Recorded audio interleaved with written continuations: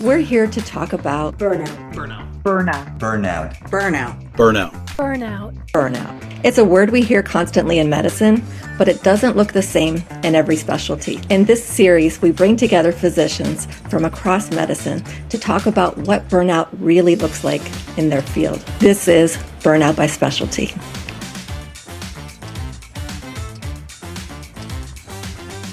Welcome to Burnout by Specialty. This is the family medicine episode hosted by Doctors on Social Media. And my name is Mary Ramon. I am a licensed counselor and a coach for physicians. And today I'm very grateful to introduce the physicians who have joined us. We have Dr. Cynthia Chen Joy, Dr. Alexandra Stockwell, and Dr. Santina Wheat. Thank you so much for joining. And I'd like to ask each of you for a brief 30-minute introduction. Just say your name, your role, and your practice setting. Hi there, I am Dr. Santina or Tina Wheat. I am a family medicine program director for the Northwestern McGaw Family Medicine Residency Program at Delmore Hospital. I've been a program director for a while. I'm also the vice chair of health equity for the Northwestern Feinberg School of Medicine's Department of Family and Community Medicine, and also love helping other people figure out how to find sustainability for themselves. Thank you. Dr. Stockwell. I'm Alexandra Stockwell. I graduated from medical school in 1998 and I transitioned out of clinical medicine in 2006. I had a small family practice at that time, and when I transitioned away, I'd never heard of burnout. I actually felt a lot of shame transitioning and looking away from clinical practice. Now, of course, it's so common. And since 2013, I have been a relationship and intimacy coach. I work with high-performing couples on how to improve communication and heat up their intimate lives. Beautiful. Thank you for joining. And finally, last but not least, we have Dr. Chen Joya. Hi, I am Cynthia Chanjoya. I'm a physician career and life coach, and I work with doctors on navigating burnout, career transitions. Ultimately, the goal is always finding long-term sustainability within medicine. And I do this through one-on-one coaching, in-person workshops, and retreats.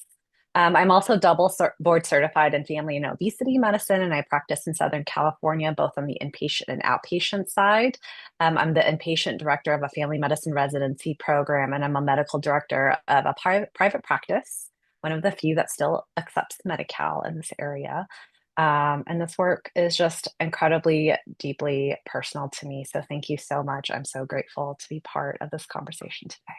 Thank you all very, very much. So there's so much talk, you're right, about burnout these days in medicine. There was actually recently an article in Forbes magazine by Dr. Eve Cunningham, and it talks about the 6 reasons doctors are burning out and how that threatens patients' health care.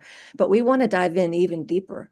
And so what I did is I looked up the top 6 specialties where we're seeing the most burnout, and family medicine was one of them. Really would love to hear your inside perspectives and just help the listeners understand what burnout looks like in family medicine and what about family medicine makes burnout look different from other specialties. I think it's just important to talk about, and I don't know that this is unique to family medicine, but the emotional exhaustion within a system that has evolved that I think just no longer supports what family medicine as a true specialty is all about. We're trained to be relational and to be comprehensivist and to provide that continuity of care for our patients across the spectrum. And we're supposed to do that now, the way that healthcare has evolved, thoroughly, with speed and at increasing volume, with additional administrative tasks, right? I think sometimes it almost feels like, it's almost like I feel we're the dumping ground. Like all of the forms get pushed to us. And it's true, we still care incredibly deeply about our patients. But it's really hard to be able to provide the care in the way that we want to and in the way that the patients deserve. And I don't know what that will look like in the next 5 to 10 years without family physicians really looking at defining boundaries and putting up ways in how we can provide patients our care while preserving our own well-being, because family doctors are leaving medicine at a faster rate than ever before, and it's just scary to see what healthcare is going to look like. Thank you for sharing that. Why do you all think that family medicine doctors are leaving at a higher rate than in other specialties right now? I think that family physicians have been greatly impacted by many of the changes in healthcare in ways that some of our other colleagues haven't. I think that more family physicians were the solo doc that was taking care of an entire family for a long time. And we have seen this huge shift where now more physicians are employed than are on their own and have autonomy and don't have that autonomy that they would have had when they had their own practice. So we're in this time in healthcare where we've really lost the autonomy. And there's this thing about all of us who go into family medicine is that we are really wanting to be able to create our own journey. Most of us come into it because we don't want to do the same thing every day. At least that's my experience when I talk to residents who are interviewing and excited to go into the specialty.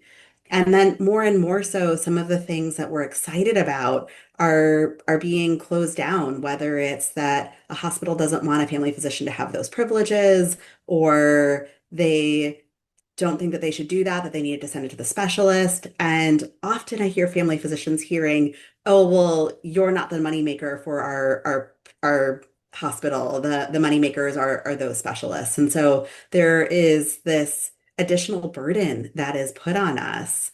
And we love these relationships, but then we go home and there's sometimes nothing left to give when we go home, is this feeling that many of us have or have had if we don't figure out a way to figure out those boundaries and figure out a way to interact in a way that we can have control over our work-life balance.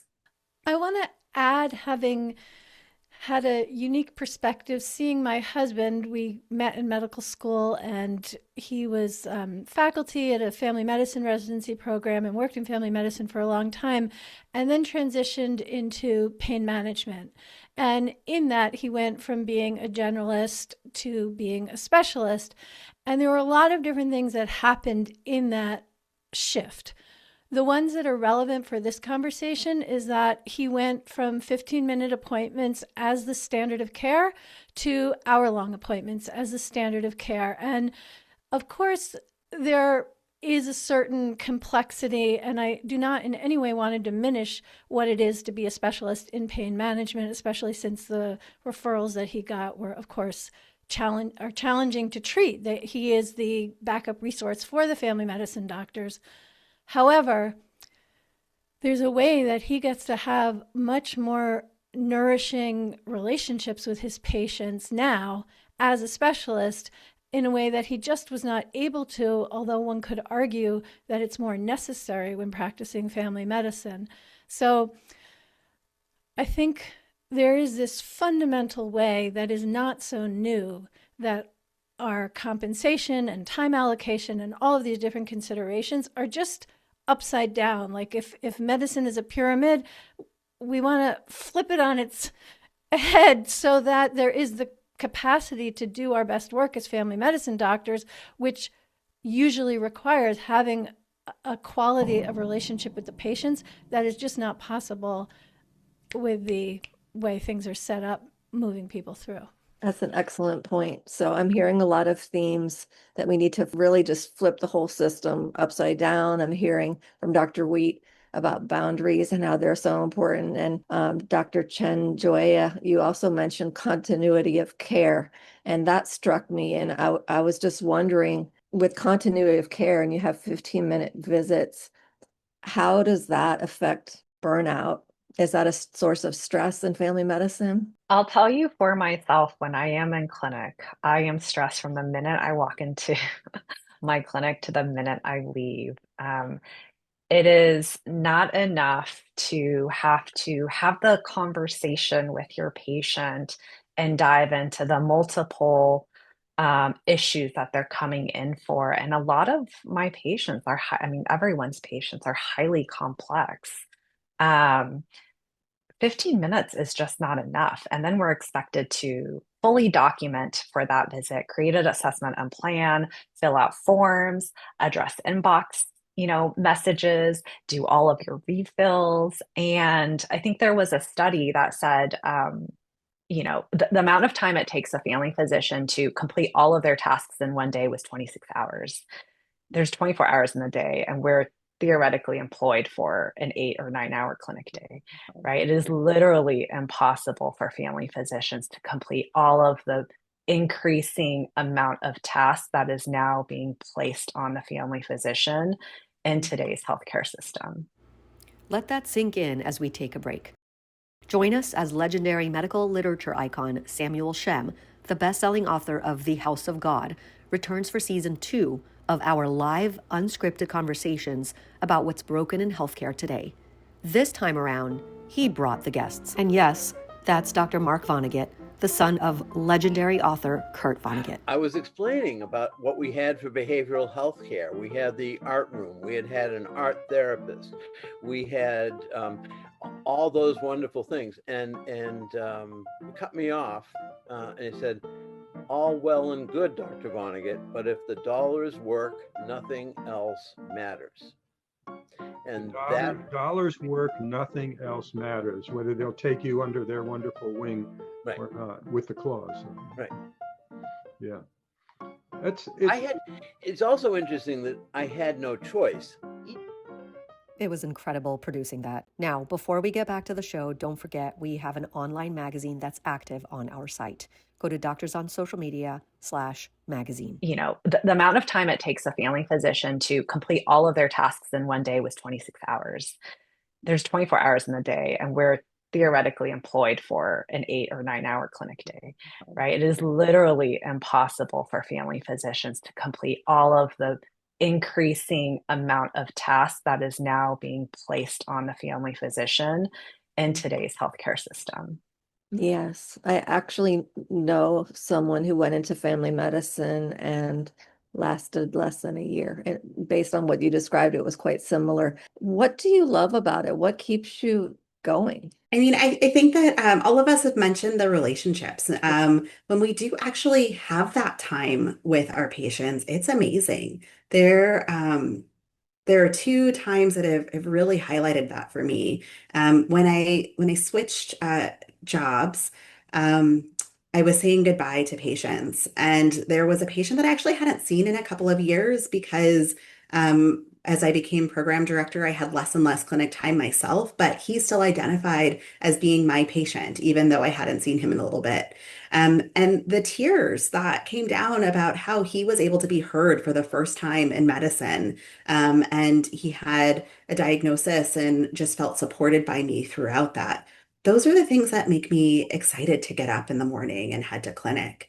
And now at my practice, where I'm still seeing new patients all of the time because I haven't been there as long as everyone else, it's the other side of it. It's when people sit down and say, wow, I haven't had anybody sit down and really take my perimenopause symptoms seriously before, or had the moment to take me seriously. And I read online that you take people seriously. I was sort of shocked when I heard that. But those are the moments where you feel like, or at least for me, I feel like I'm touching somebody's life. I'm really hearing them. But that's why I went into medicine in the first place, was to be the doctor that hears. And so getting to do that makes me so excited. I also think that in the context of family medicine, there's the capacity to do patient education and genuine preventative medicine. And ideally, especially when we can see the whole family, we can see how, I don't know, helping mom change her nutrition impacts the grandparents ultimately, and certainly the children as well. That there is a hopefulness in principle in family medicine. I love that. I was going to mention, in addition to what everyone else has mentioned, so as a certified life coach, I am also able to carry a lot of those skills into the exam room, which I think is so unique. And it has changed the way I actually practice medicine. And I mean, I think we all came into medicine wanting to help patients, right? And to me, I think it is such a privilege to be allowed so quickly and so deeply into a patient's lives in just 15 minutes. And I think it has, I think I feel that I have been able to touch patients on a whole other level because of this added skill. And so I think it goes back to just connection, but being able to offer a safe space for our patients in a world where they maybe don't feel safe or that they trust other people, but they can come to their family physician to talk about their mental health or, you know, whatever else is going on in their life. I think is just an honor to be to be in that space, to be in that position. Thank you. What are your thoughts on how we can retain family medicine physicians? What needs to happen? I have my particular angle as a relationship and intimacy coach and working with a lot of single and dual physician couples, but I'm going to talk personally again about my husband because when he and I really learned to dial in and heat up and just improve our communication, which is not something we had at the beginning of our marriage, I saw that he started to come home earlier. That as his capacity to connect and be present with me and give me the experience of being seen and heard, that translated into the clinic as well. And I remember noticing, you know, do you have fewer patients now? Or like what was going on? And it's that really the capacity to have nourishing, meaningful connection for the patient and for the doctor, it is a counterbalance. It's not enough to not work on limiting the paperwork and all of these hassles, but it is something that is an anti-burnout strategy. Thank you. That's a great point. Any other anti-burnout strategies? I think that one thing that's important that none of us have said yet about family medicine is one of the specialties that has now leading more female than male. And I think that this means that we need to talk about not just for family medicine, but what can we do to limit burnout for women physicians? And that's especially true for our specialty. And so if we can shift systems to be better about flexibility, about being able to change as someone's season of life changes. I needed much different things when my children were toddlers than I do right now as they are tweens and teens. And we need to also make sure that leadership is having this perspective because even though there's more women who are family physicians than there are men right now, there's more leaders who are men. And so we need to make sure that we're not losing our female physicians along the way. They need to be part of having these conversations. And so I think that that's one thing. We just have to look at some of the gender dynamics that hit us in medicine in general that are just really hitting us in family medicine. And we really just have to change the payment model for our healthcare system so that we are just honoring the work and the value that we bring in family medicine. I know it's not the same as performing a surgery and that moment where you feel like you've fixed someone, but we can do all of the prevention and prevent them from having to be there. And so that currently is not supported in the same way that that high risk surgery might be. Yes. Hallelujah. I fully support what Dr. Wheat had to. So, like, the compensation model was arbitrarily decided decades ago.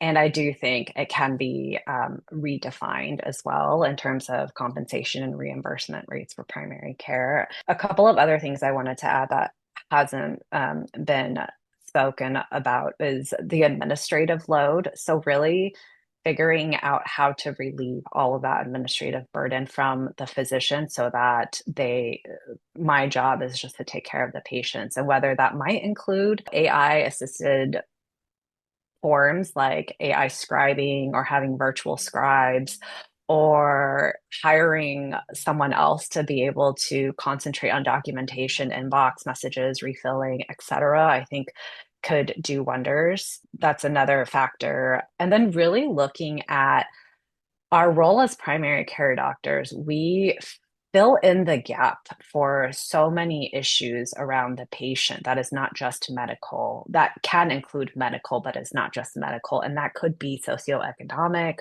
it could be, a million other things. And so I think looking at the responsibility that the primary care physician takes on in that context becomes so much larger, so that if something happens to the patient, I can see that the family doctor could feel that they might have responsibility for, whatever negative impact could have happened, right? So I think a huge part in alleviating that emotional exhaustion is shifting into knowing and understanding that you alone are not responsible for the outcome of your patients. For me, I know at least that has made a huge impact on my emotional well-being. I want to build on that because I think what's been said in terms of systems and leadership, like that is essential, essential, essential. But in terms of the not preventing burnout in general in family medicine, but for the individual experiencing burnout,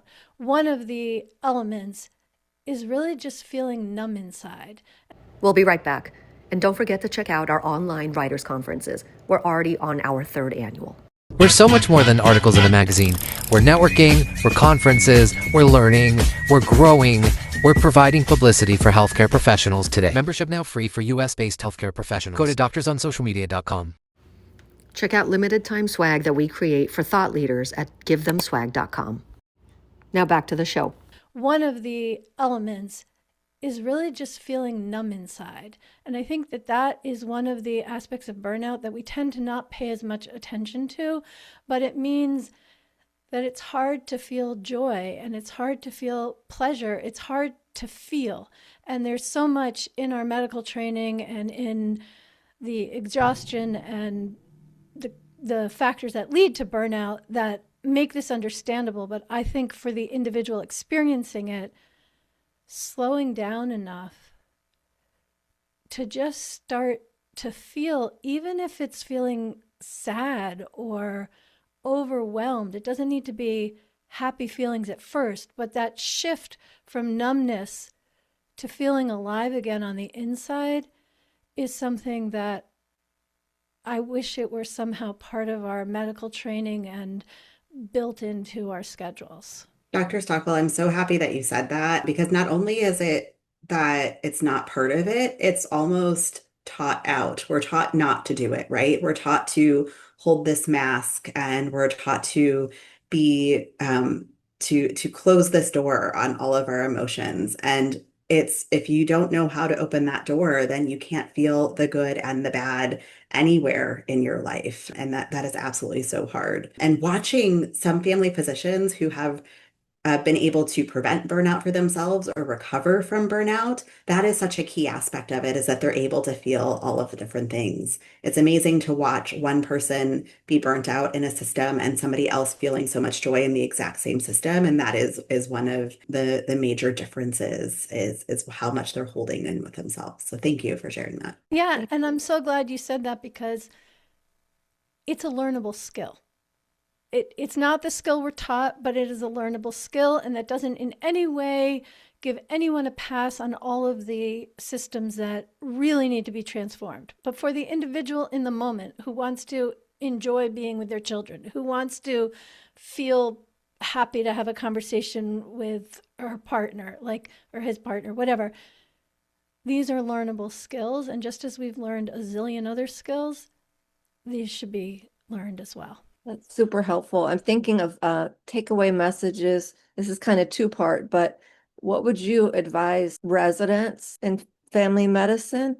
Like, what advice would you give them? And then my other question is, what do you wish leaders knew?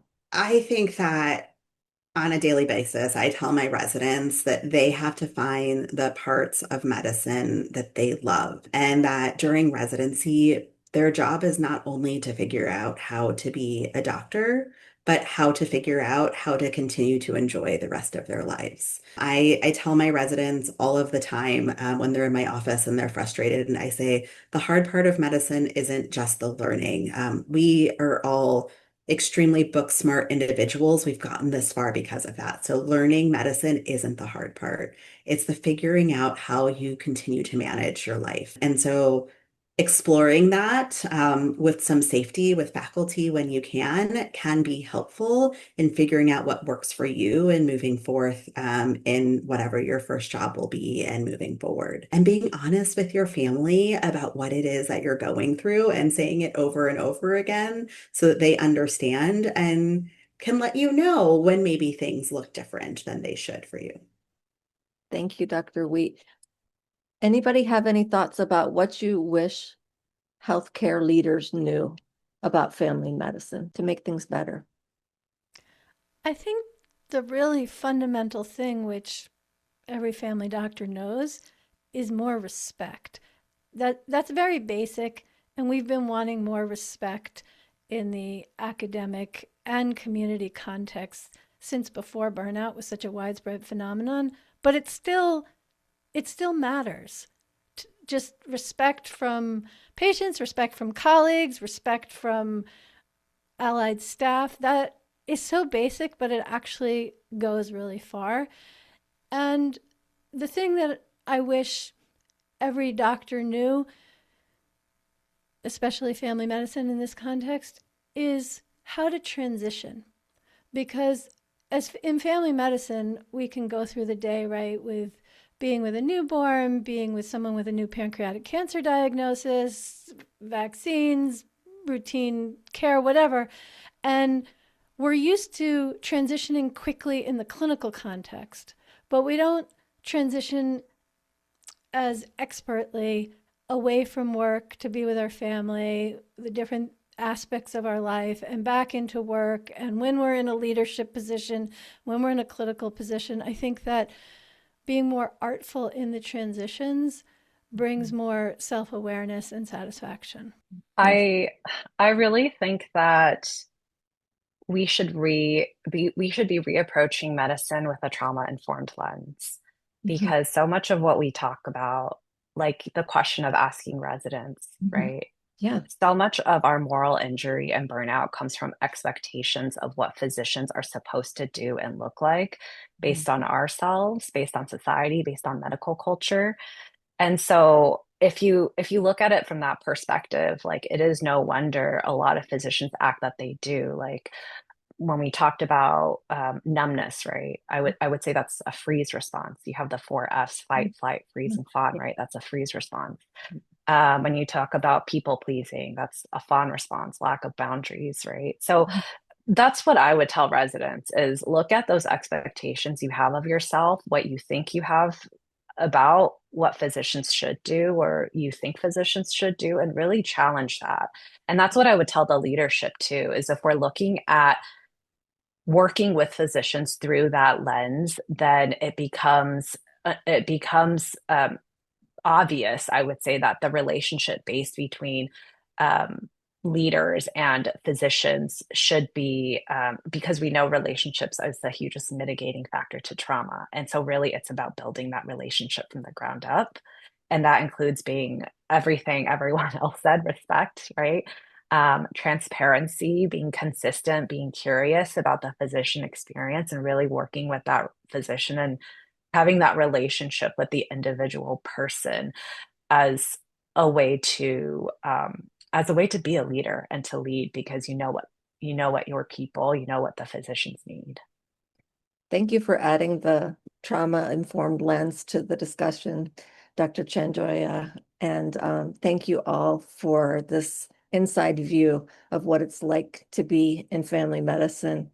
If you have a take-home message for our listeners today, what would that be?